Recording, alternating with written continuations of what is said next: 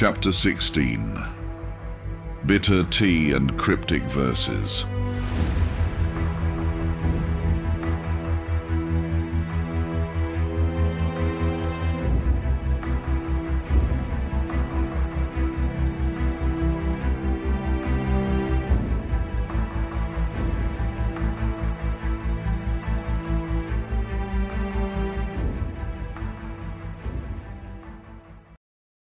What you are telling me is unprecedented.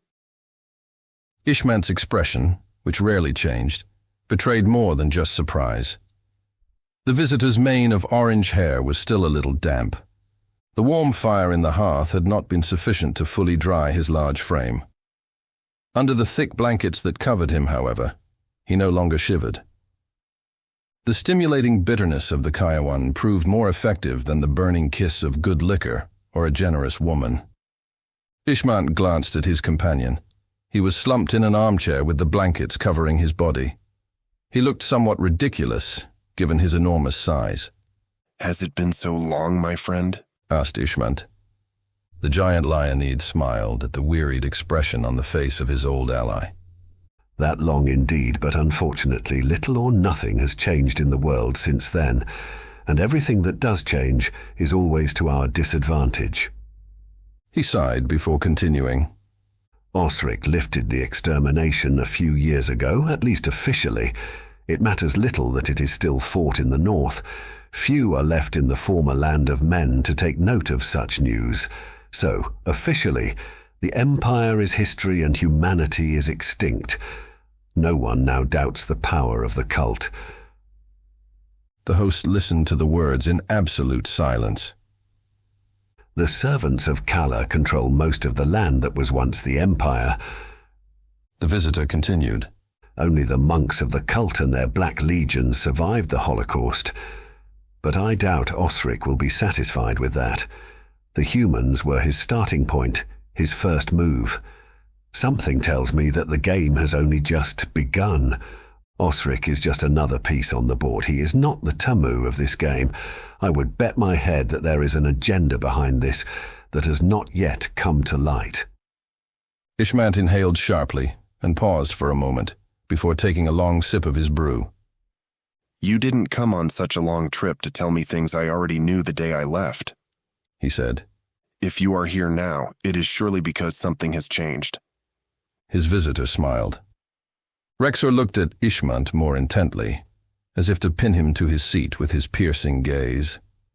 The light from the hearth flickered on his face, briefly illuminating the shadows to reveal the orange mane that peeked out from the protection of the blanket. The advance of Kala's army has halted, and the visitor stated grimly. Since the end of the extermination, expansion has slowed on all fronts. The Nemesis may be immortal, but its hosts are not. And what is certain is that he needs them. He needed them then to conquer, and he needs them now to hold what he has conquered.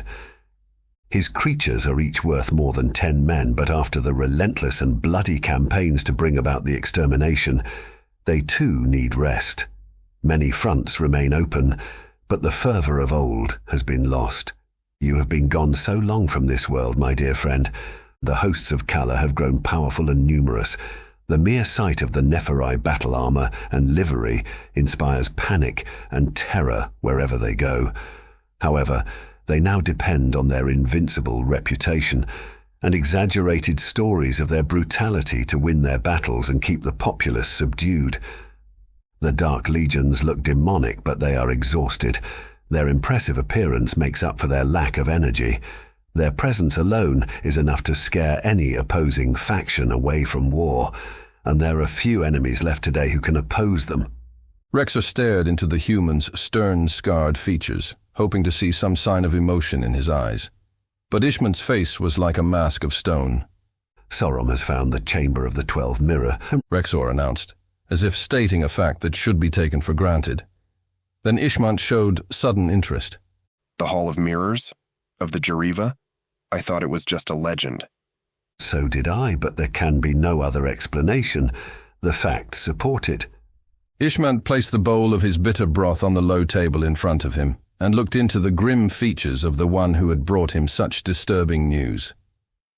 Then he must have translated the code, Ishmant predicted. His visitor gave a long sigh and rested his disproportionately large frame against the back of his seat. The Mokian altar code of honor, a good part of it at least, He confirmed.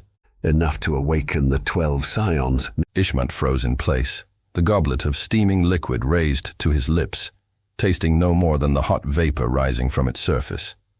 You must have a good reason for your certainty in this, my friend. The Levatani have returned. In fact, they did so years ago. The giant announced in a soft but deeply resonant voice. And they must have made a secret pact with the cult. It terrifies me to think what they are planning. They have established themselves among the elite of the cult's clerical cohort. Nefando created them, and only he could bring them back. We don't even know for sure how many of the Jariva's jealously guarded secrets remain hidden. A deep, somber silence fell over the host and his visitor. The banging and clattering from the storm outside again took center stage. A strange whistling sound crept through the timbers of the house. You bring very bad news, Rexor. The owner of the house announced, trying to sound as optimistic as possible under the circumstances. The cult has always publicly shown contempt for the myths and artifacts of other religious orders. In this sense, they have always defined themselves as iconoclasts. I am surprised to learn that they would call on Saram to search for the relics of Jariva, and that they believed in the existence of such relics in the first place, when many of us never did. However, the truth is that the presence of the Levatani proved them right. Rexor looked away for a moment, staring into the void. We have walked into a trap, Ishmant, a trap set centuries ago. We should have learned, my good friend, that the darkness always has two faces, and this is no exception. We now know that not only do they believe in such mythical artifacts, but that they have gone to great lengths to seek out and acquire many of them, even those that have nothing to do with the legions of Jariva. There are no reliable sources to indicate which or how many relics are real, or how many have fallen into their hands. But there is no doubt now. The suffering of the world has been caused only to fulfill the will of a powerful entity, from time lost to memory. The Lionid paused for a moment, before continuing. I have brought something. The visitor stretched out his arm to grasp the backpack lying a few inches from his seat. He opened the damp material of the bag. After rummaging through it for a moment, he pulled out a large book and placed it on the small table at his side. Ishmant remained silent as he watched the intrepid traveler take out several more volumes from his backpack. It bemused him to think that Rexor had brought these books with him all the way to this godforsaken place. The information contained in these volumes must be very valuable. Rexor had consciously chosen them over food or supplies that would help him survive in this harsh climate. The traveler opened several of the bulky volumes to pages that had been previously marked. The worn cover of the last book hit the wood of the table. A light cloud of dust rose from the interior of the book. Do you know the sphere of Iraka? Rexor asked in his deep voice, lifting his eyes for a moment from the ancient text. The orb that the omnipresent god bequeathed to Arceus, the Baalum, of the tribe of the Bailey, who wielded the blossom of Jade. It may seem out of context, but it is not, as you will soon see. Ishmant nodded slowly but firmly to his visitor, who was looking intently at him. You mean the sphere they call the life? Yes, mighty Rexor, I have heard of it. According to tradition, it contained the power of the gods, who sacrificed themselves to create the sacred relic, the soul weapon, the blossom of the gods with which they dethroned Prince Chaos. Well, in that case, the visitor continued, turning his gaze to the ancient pages he had just opened. You will not be surprised to learn that there is no such orb. Perhaps it never existed at all. It is one of the fables through which our ancestors explained the world. The legend, though long and beautiful, is improbable. No one has confirmed the existence of this or any other artifact from the litanies of old, like the mother of them all, the Jade Litany of the Merrimanthi. Rexor did not see Ishmant smile. He didn't need to. He knew in advance that this would be the likely reaction of his listener. Well, I can no longer believe this assertion to be true now. He said with that firm air of assurance that characterized all of Rexor's pronouncements. Ishmant was taken aback by the statement. I don't blame you. The visitor went on. I wouldn't blame you if you thought I lacked judgment, but these times call for a change in thought process, and any glimmer of light, however wild or fantastical it may appear to our eyes, is worthy of our attention, even if it is to be found in the myths and fables of the past. Ishmant listened with attention, a little skeptical of these unusual arguments. Rexor continued, this time glancing casually from one page of the book to another. You will know that according to legend, the relic was only in the possession of the Bailey for a short time. About 200 years later, if the dating of some chronicles is to be believed, Gulgians from the north put an end to the tribe's hegemony. They probably looted the orb which symbolized the identity of the Bailey and the Archaea's line. Had it existed, the orb would have been the most valuable object they possessed. However, in the constant wave of migrating tribes that succeeded one another in ruling those ancient lands, the relic was lost for about 1,000 years. Legend has it that it was rediscovered by Ruthar Heldrick, Mason of the Heldrick, who claimed it as a spoil of war in the early days of dwarven rule. From then on, it was passed from one Mason to another as the world moved through the dark ages of the dwarven race.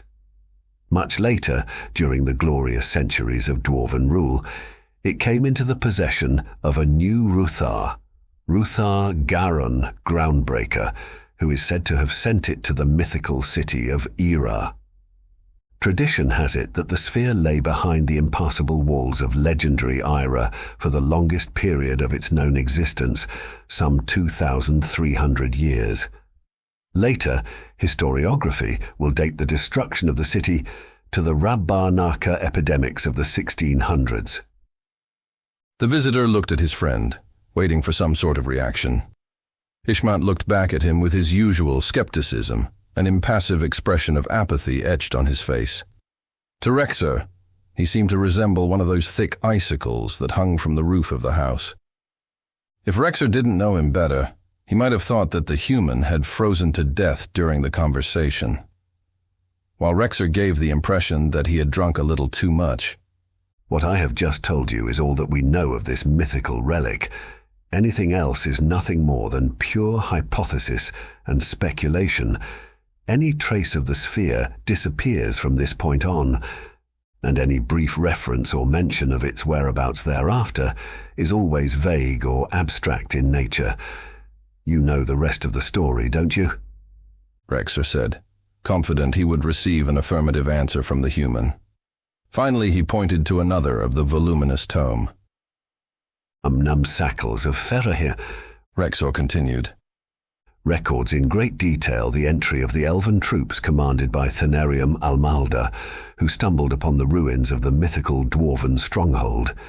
Even though the impregnable walls of Era had crumbled and weakened through thousands of years of neglect, the elves still needed several days to breach them.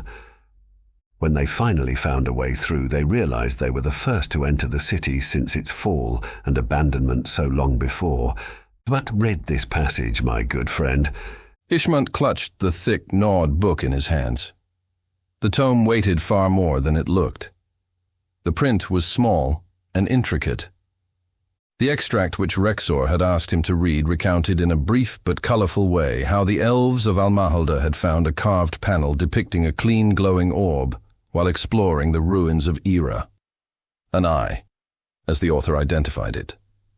The panel was said to be engraved with an inscription that seemed to interest the elves. This read, It Nayava Subha, which Manamsakla is translated as the Divine Eye. The author added that the elves took the carved panel to be a small altar of worship, like some sort of sacred icon to an unknown dwarven deity. Ishmant was somewhat perplexed when he read this. As an educated man, he was familiar with Ferahim's Manamsakli's material, especially Volume 4 of his campaigns, but he had not had the opportunity to read it for himself. He preferred other reading material to the military stories of yesteryear, even if it was embellished in pompous literature and sweetened by the passage of time. That little passage about the eye was certainly not known by most, even among the most educated. He himself was unaware of it. Ishmant was particularly struck by some vague scribbles someone had made in an uncertain hand in the margins of one of the pages. "These are the notes of one of my predecessors," said Rexor, discerning the exile's thoughts. "In a way, it was these that alerted me to the significance of the text. When I went to the chambers of knowledge to find a way to counter our enemies, I didn't even know where to begin. I suppose the fact that the cult had gotten hold of the Sacred One and that its power could be used to summon the Nemesis demon at least gave me a starting point. I knew from the works of Wardens of Knowledge before me that the cult might be interested in recovering many of the secret testaments of the Jariva. I feared then that there was a greater purpose to all this, an agenda that extended beyond just finding the treasures of the old order of the hammer and the lance. I wanted to know if the cult might have had an interest in more of these historical artifacts, and I discovered what I am about to show you." A deep silence fell over the two old friends. Even the roaring sound of the storm beyond the thick wooden walls had fallen silent. So had the crackling of the fireplace. The world had lost all sound. The significance of the conversation seemed to have muted everything around them. "It took me a while to decipher my predecessor's notes. I will be brief. I don't want to bore you with the details and loose ends I had to tie up in order to make sense of it all. His notes referred to a particular page in an entirely different volume of a very different nature. The said Infersis Nive on the evil god." Rexor's hands, now gloveless, reached for a small old book with a carved binding and torn leather cover, riveted with thick metal corner pieces.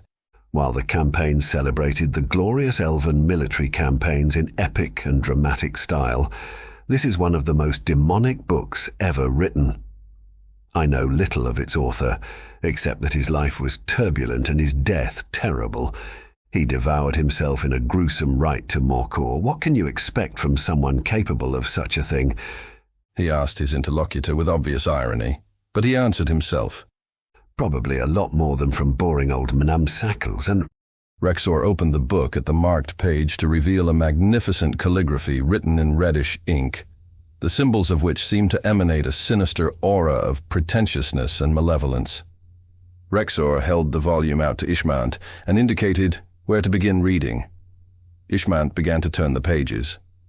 The paragraph spoke of a rite, a ritual before a gigantic orb, a Neva Subha, a divine eye. "The eye," Rexor exclaimed with uncharacteristic enthusiasm. "Perhaps the same false eye that Namsakles thought he saw on Ira's plate. However, it was not an eye at all, but an orb. In the language in which the tablet was written, ancient pre-Galenic, the rune sub-R means orb, although it could also be translated as an eye, or an eyeball to be precise." Ishmant ceased reading and turned his attention back to Rexor and the theory his visitor was trying to explain. When Manam Sakles translated the inscription on the tablet, the word orb must have seemed too poetic to be associated with the dwarves. He preferred a second meaning, that of an ocular orb, an eye. He understood it to be much more in keeping with the grotesque and crude image that the elves always had of the dwarves, especially in ancient times. The idea of a band of stunted, hairy barbarians dancing like possessed savages in front of a giant bloodshot eye appealed more to the refined elven mentality. They could never imagine a group of civilized dwarves contemplating a pristine crystalline orb with serenity. In reality, it was a misrepresentation of the message, a message that never said, nor intended to say, the eye of the gods. Instead, its intention was to refer to the orb of the gods. My hypothesis is that it was actually talking about the sphere of life. Now, the first mistake our dear Manam Sakles made was to attribute the tablet to the dwarves without considering any other possibility. The tablet was not made by dwarves in the first place. No dwarven deity, past or present, has ever been depicted by a sphere, an eye, or any other circular element. More importantly, Ira had been uninhabited for several generations before the pre-Galenic language was first spoken, let alone written down. Ishmant had long since lost interest in reading. He listened carefully to the words of the one who had risked death by coming to tell him this. Whoever left the panel there must have gained access to Wyra before the Elven expedition got there, but long after the city fell. The elves took credit for being the first to enter, although of course this claim may be a product of elven arrogance. The glorious elven legions were the first to break through the walls of the unyielding Ira, the symbol of dwarven pride and stubborn resistance that no army had breached before. It matters little that there were no dwarves left to defend it, or that it lay forgotten and in ruins for centuries.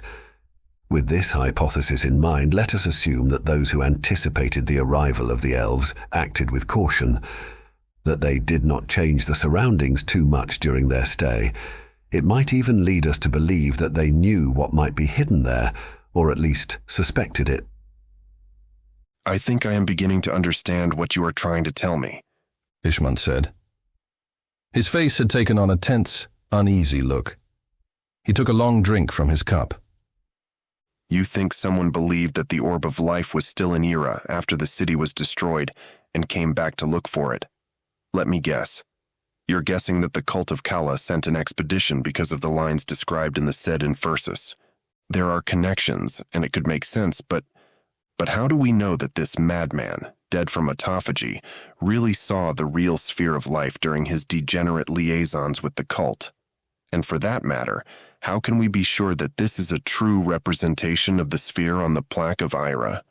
The sphere was conceived as a vast repository of magical power. This is implicit in the stories and legends told of it. I believe that the orb described in the Sed Infersus is the sphere of life, because of the ceremony described in its pages. As you have read, it is a ritual that permits the storage of magical power, a filling of souls. What makes me link it to the scene on Ira's tablet is that it represents exactly the same thing, a storage ceremony with a sphere as the vessel. A sphere? The sphere? Exclaimed Ishmant. Rexor opened his arms to acknowledge his friend's conclusion. And then it is possible, just possible, that the cult has one of the most powerful relics of ancient legend in its possession without anyone suspecting it. Rexor paused, massaging the fingers of his right hand while staring intently into Ishmant's eyes.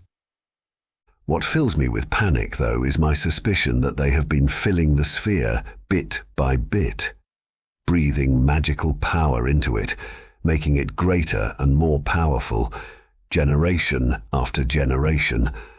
Only the gods know how much energy they may have stored there.